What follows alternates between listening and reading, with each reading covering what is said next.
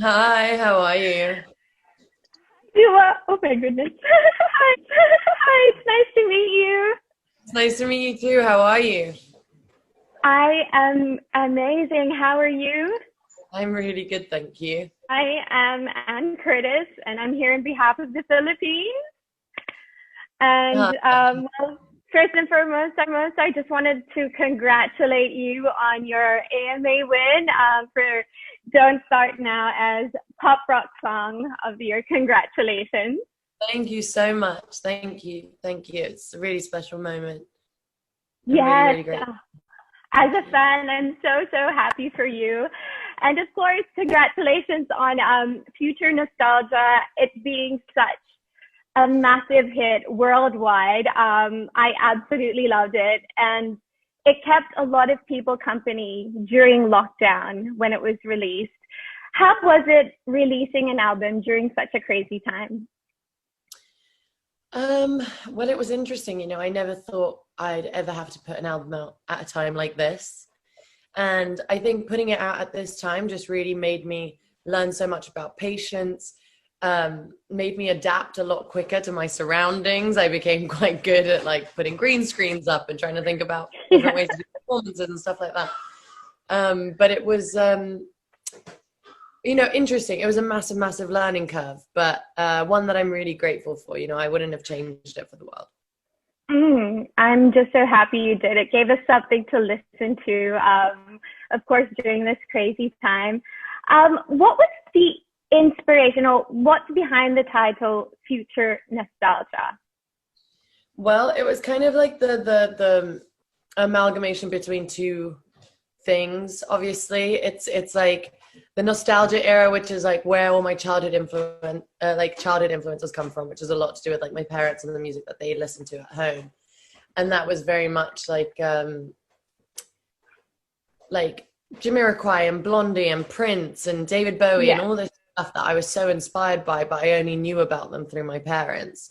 And then the future part is kind of, my current life and where I currently am in my music and the direction I want to go in. So it was kind of like trying to marry the two together in terms of Mm-hmm. like something that's like kind of reminiscent to something that maybe you might have heard in terms of like the nostalgia effect, but Yeah. then bring very new sounds in terms of production.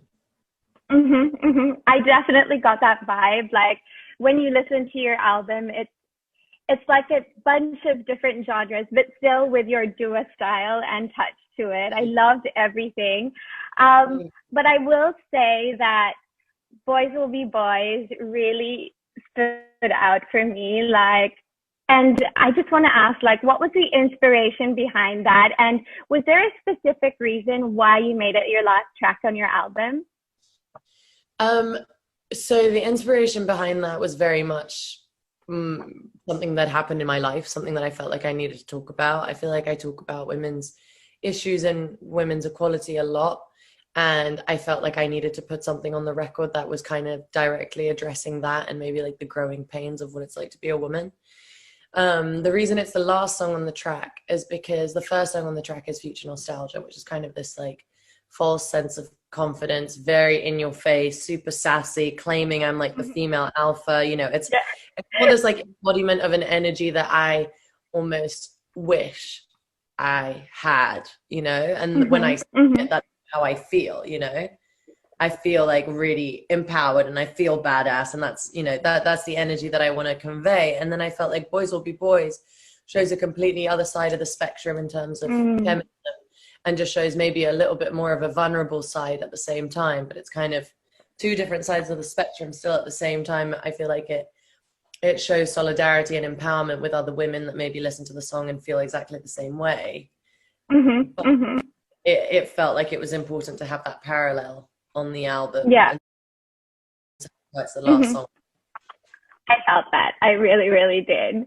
And like on your album, like I know it's a silly question, but do you have a favorite song, or is there like a top choice? Like when you perform it, like it emotionally like puts you on fire when you start singing it and performing it.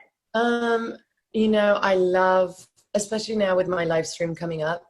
I've been rehearsing a lot, and the songs that I've really loved performing. I mean, I've had such a fun time performing all of them, but it's really been Pretty Please and Hallucinate are two songs that Mm-hmm. I'm dying to get up on stage and just like finally perform with you guys. Um, Mm-hmm. that's gonna be fun. It's just like it depends, you know, and the more comfortable you get with a song, then you kind of, I don't know, you embody it in a different way and you become a bit more Right. comfortable with it, and that almost becomes your favorite song because I feel like you then get kind of lost in it.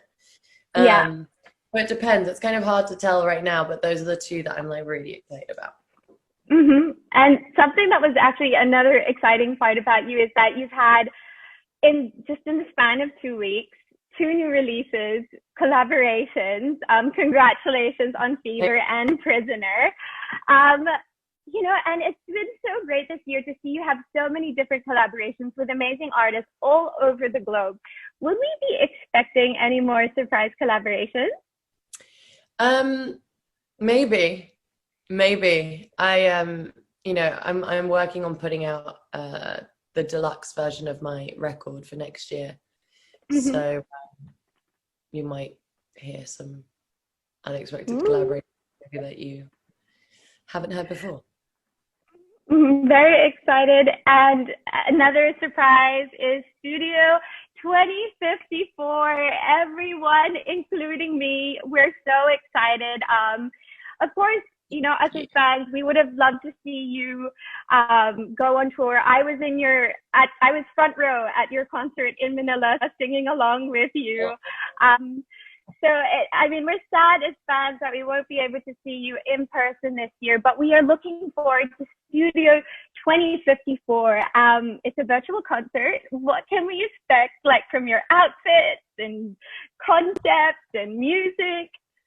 Well, I guess, it's funny that you put it that way because it's kind of the reason why I decided to do the live stream was because I was dying to kind of get out in front of an audience and do a live show and finally perform these songs. Like I'm dying to perform the songs on Future Nostalgia. So to be able to kind of put this show on for you guys and everyone at home, it makes it really, really special for me. So I'm like working really hard to make sure that I just don't disappoint you and I give you like the best show ever, especially from like the comfort of your home. Um, Mm-hmm.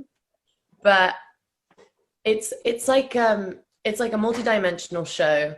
It goes from like an 80s TV studio into like a roller disco, into like a New York like boiler room rave with lots of like special guests and guest appearances, and it's a very like relentless show. It just like goes and goes and goes, and every time like there's always something new happening, and there's always like exciting guests and exciting moments, and it has just been an absolute blast to put this on. We've been working extremely hard, and I'm just so excited to see what you all think. I am so excited. As the same, I'm sure all the Filipinos are so excited to watch you. Would you like to say something to Filipinos who are excited to catch you just a few more sleeps at Studio 2054? Yeah, I just want to send everyone all my love because I really, really miss you all. And I wish I had the opportunity to come and see you all in person and be there on tour. But the second that we are allowed to come and hang out and party together and be with each other and celebrate, that's the first thing I'm going to do. So I just want to say thank you so much for all your patience. And I hope you're all staying safe.